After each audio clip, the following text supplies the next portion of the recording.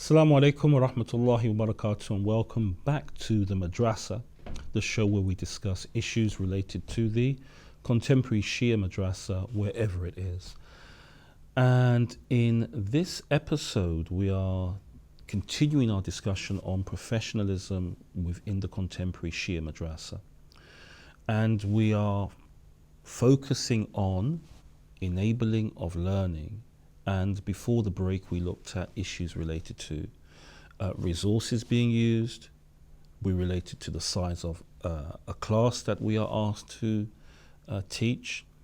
And also, we looked at the time factors related to our teaching. And now we're moving on to an aspect of holding regular tutorials for our learners. What do we mean by holding regular tutorials for our learners? Well, when we're talking about tutorials, we're talking about having one-to-ones with our learners to discuss any issues which they find important related to their learning. I won't use the term problems because problems, it sounds very negative. Let's use the term issues related to their learning which need to be addressed by ourselves. So within the 12 weeks that we have of teaching, remembering that we direct the learning, remembering that we direct the syllabus or the curriculum of study, we factor in within those 12 weeks what we can call tutorials or simply meetings with our learners. And these meetings can be of any duration. They can be of 5 minutes, they can be of 10 minutes, they can be of 15 if time allows. But what we have to do is, as a sign of professionalism, we have to gain an understanding of where the learner sees themselves within the whole scheme of their learning, in the whole scheme of the 12 weeks which have been put aside for the particular body of knowledge to be delivered to them. So tutorials are a very important way or a very important factor in professionalism within the contemporary Shia Madrassah, and they are a very useful way of us gaining an understanding of how our learners are actually seeing themselves within the teaching and learning process. Now, in this modern age, in the 21st century, we can utilize modern technology to hold tutorials, because I'm sure many of you are saying, well, that's the ideal world, and many of the emails which I'm receiving reinforce my opinion and reconfirm my opinion that there are many madrassas out there in madrassah land which are very hard pushed and are struggling with regards to limited resources and very limited time for teaching. But one way which we can overcome that, specifically related to tutorials and gauging where our learners are within the whole teaching and learning process, is by utilizing modern technology. The ideal is that tutorials or having a meeting with our learners takes place face to face. There is something about facial expression and being in the same proximity or close proximity with our learners, which allows us to read their body language, and ourselves, when we are engaging with our learners, we are portraying our thoughts about them via positive body language. But sometimes that's not possible. So why not utilize, if we can, modern day technology, using emails or using Skype or using WhatsApp. Now, there's a very important point here. Whenever we contact our learners, we contact them via the official channels set up by the madrassah. So we use the madrassah's email, we use the madrassah's Skype account or WhatsApp account to contact our learners, so that all communication is monitored by the clearly recognized or designated administration body within the madrassah, which can oversee communications both inside the madrassah and outside of the madrassah.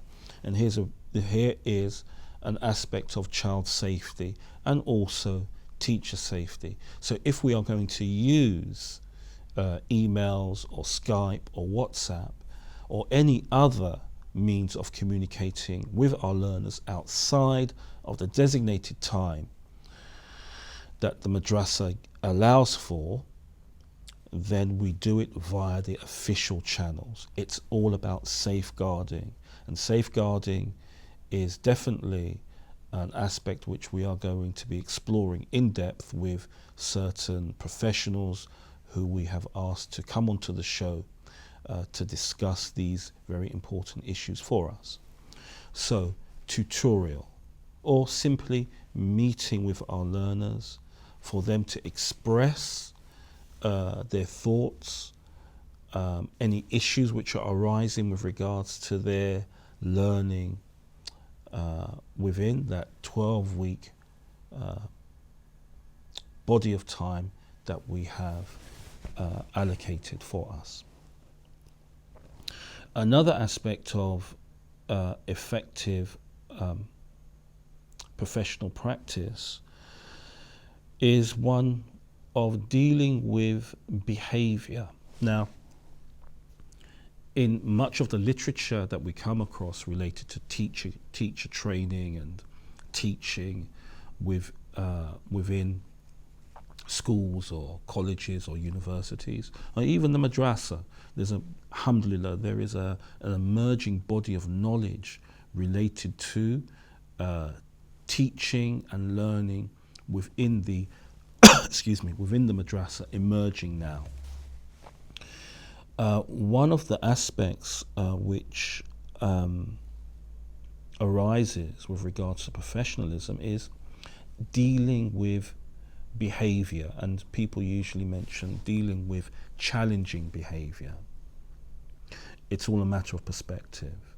Sometimes we hear of dealing with disruptive behavior as if we do not deal with non-disruptive behavior, as if we do not deal with non-challenging behavior. So dealing with behavior per se is an aspect of our professionalism. How do we deal with a behavior which is disruptive within the classroom setting? What is the scenario? We have 20 children in the classroom, and one student stands up and starts talking over and above ourselves. We ask that student please to sit down. They refuse, and they constantly engage in disrupting the lesson. What do we do? How do we manage that behavior? Do we walk over and put our hand on the child? And I'm sure many of you will say, no, that's not the way to deal with it. Why? Because of issues regarding safeguarding. Do we ignore the child? Well, many of you would say, no, we don't ignore the child, because then that gives license to the child to constantly engage in that behavior. Well, what do we do when the child exhibits challenging behavior whereby our time is being eaten up dealing with that child? Do we ask them to leave the classroom? And once they leave the classroom, what have we actually done? We have only transferred the issue of disruptive behavior to another location outside of the classroom, whereby other classes may be disturbed by that child. That's one aspect. The other aspect relates to the child's safety within the madrassah itself, because all children within the madrassah at all times have to be monitored, if we're going to use that term. I think it's a bit draconian myself, but they have to be supervised, or they have to have an adult, a responsible adult who is present, who is going to ensure their safety at all times. There is no adult present outside of the classroom, let's say in the corridor, and the child may leave the building and go somewhere else. So it raises challenges for us. How do we deal with that type of behavior? Well, there's the ideal scenario where we're able to request the child does leave because they are not listening to our instructions, and we have 19 other children to address, and there is a designated individual whom the child can go to and maybe talk out what's going on with them. Many times, challenging behavior is just the outcome. Challenging behavior which the child exhibits within the classroom or within the madrassah itself is just an outcome of what's going on in a child's life. And we need to be aware of this. And an aspect of professionalism within the madrassah is that there is, or there are, clearly designated individuals in individual locations who are able to receive that child who is undergoing, some issues which are being played out in the classroom and impacting on the learning of others, that the individual child can go to and talk things over. But is that ideal? The ideal is always to have the child in the classroom. And because what we are doing is we are taking an overview, then we are going to leave that here, and we are, as with other key issues of professionalism, going to dedicate one particular episode on classroom management with regards to behavior, not only of the learners but also of ourselves. Another issue is that of maintaining a professional relationship with our learners.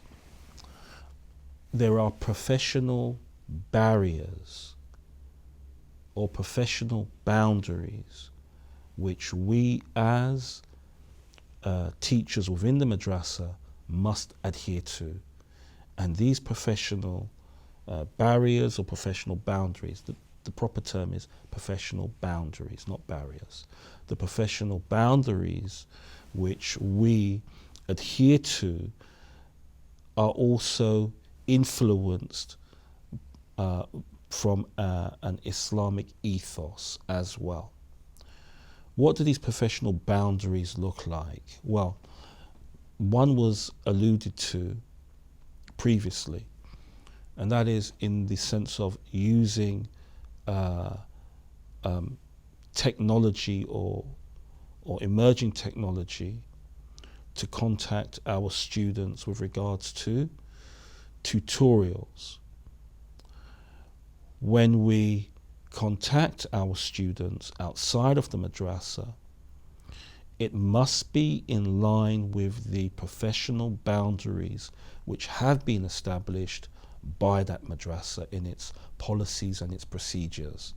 Another aspect which we are going to focus on and interrogate with professionals who we have, alhamdulillah, invited to share their knowledge with us on these during these episodes. So the policies and the procedures which have been drawn up by the madrassah to oversee the madrassas running on a daily basis will include a section on professional boundaries. What are those boundaries which should not be transgressed by the teacher as well as by the student? So when we contact students outside of the madrassah, what we have to do is use the official means of contact which have been established by the madrassah, always using the madrassah's email. That is an aspect of maintaining professional boundaries. Always using the madrassah's WhatsApp account or the madrassah's Skype account or any other means of technology which is out there to contact our learners outside of madrassah time. It always has to be via the official channels. This is one way of maintaining professional boundaries. Another way of maintaining professional boundaries is that it is always nice to engage in conversation with our learners outside of the curriculum, let's say. So I'm a big advocate of knowing the personal biography of our learners. And likewise, it has to be reciprocated. Our learners should know our personal biographies as teachers, but up to a limit. Our learners do not need to know the ins and outs of our daily lives and the most,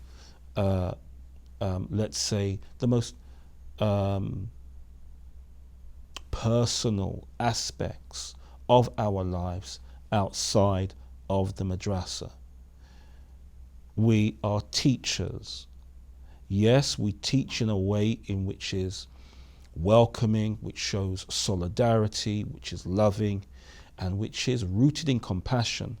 But we are not there to be the students' friends, to coin a term. That's not what we're there for. We are there to teach. And when we teach in line with certain professional boundaries. And these boundaries are there to, one, firstly and foremostly, protect the student. Two, to protect ourselves. And it's these professional boundaries which need to be adhered to, not only by one individual within the blessed madrassah, but a faculty of teachers within the Islamic educative environment, which is the madrassah, needs to be seen on the ground. So one aspect of professionalism is maintaining professional boundaries, and there are many professional boundaries which can be identified that we can adhere to. But again, this is just an overview, and these issues with regards to enabling learning will be looked at in detail in subsequent episodes, inshallah. The final aspect of professionalism within the contemporary Shia madrassah. And you may ask yourselves, why do I use the term contemporary Shia madrassah?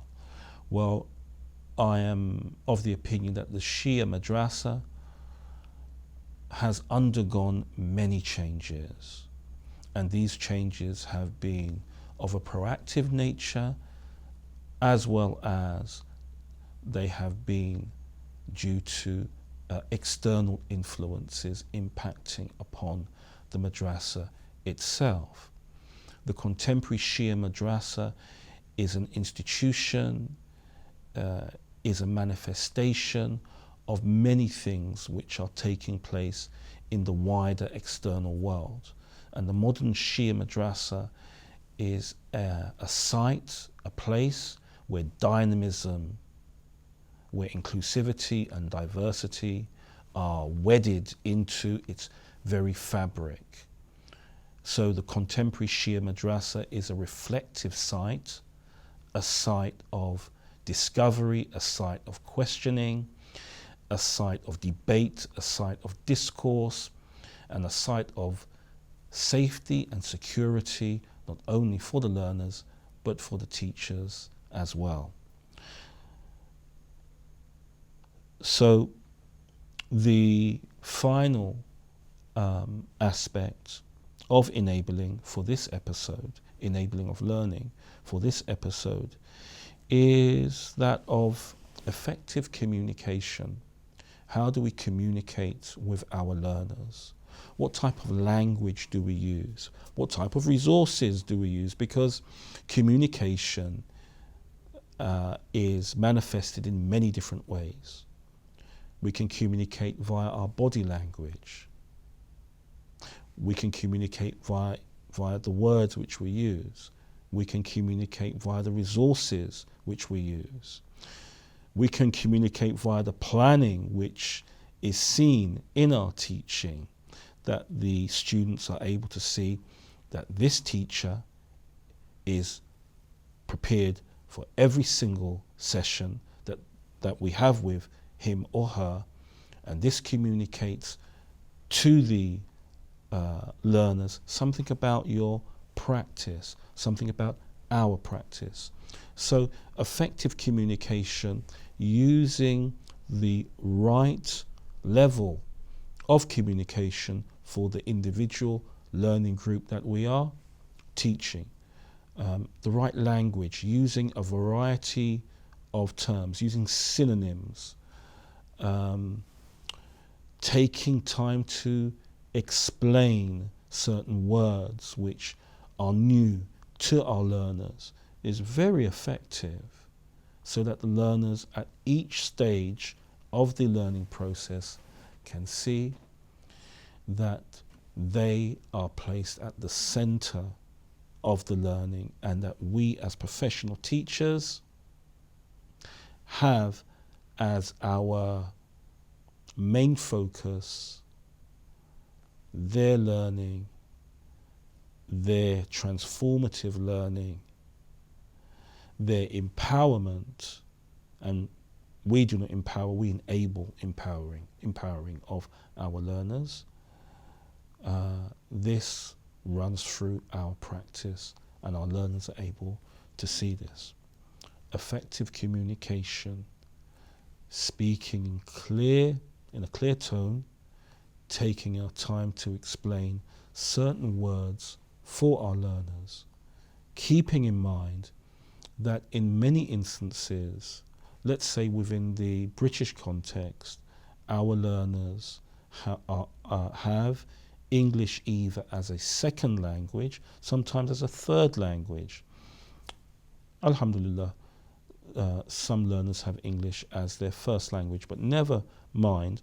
If we are communicating in English, we have to realize that the competency of our learners in using the English language is not all the same. And what we have to do is effectively communicate with our learners, find effective means of communicating with our learners throughout the course of study.